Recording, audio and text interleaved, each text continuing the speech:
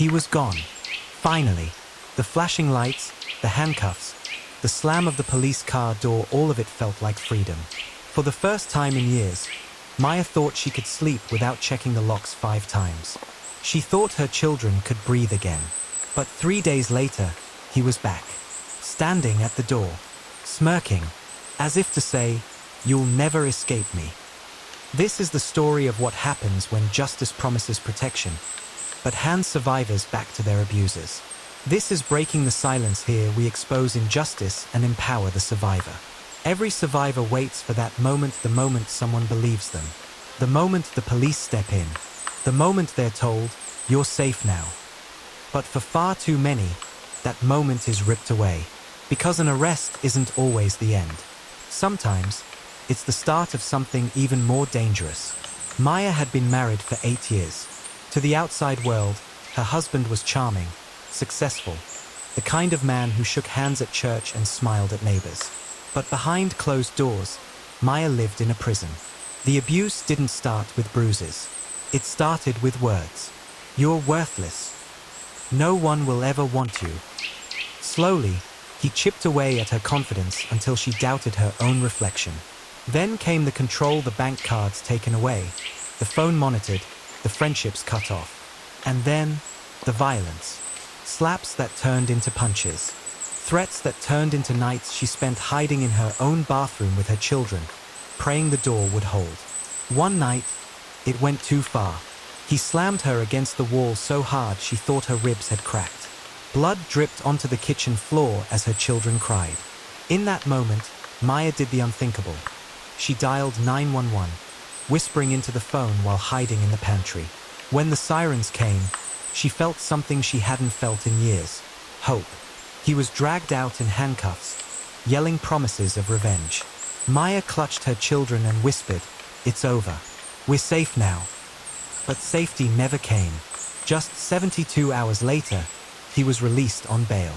No monitoring, no warning call. He came straight back, pounding on her door, grinning like a man who knew the system was on his side. And when Maya saw him standing there, she realized something terrifying. She was now in more danger than before. Asterisk. Maya's story isn't rare. In fact, it's the story of thousands of survivors worldwide. Here's what the system often forgets. The arrest isn't the end of the nightmare, it's the most dangerous chapter. Research shows that survivors are at highest risk of being seriously harmed or even killed right after leaving or right after an arrest.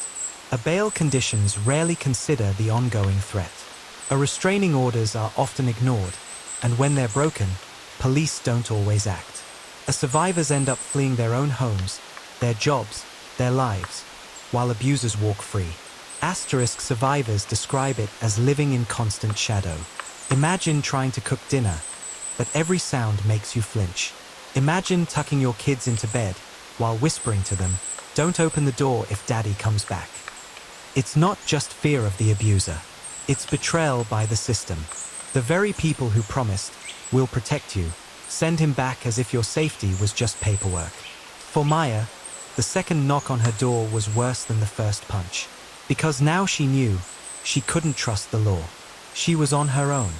Asterisk. This is why Breaking the Silence exists. Because stories like Maya's are not isolated incidents. They are patterns. Patterns we must expose. Justice cannot stop at an arrest. Survivors need a bail laws that prioritize their safety, a restraining orders that carry real consequences, a community shelters and hotlines that are funded, accessible, and ready, a friends and family who refuse to stay silent. Because silence is deadly.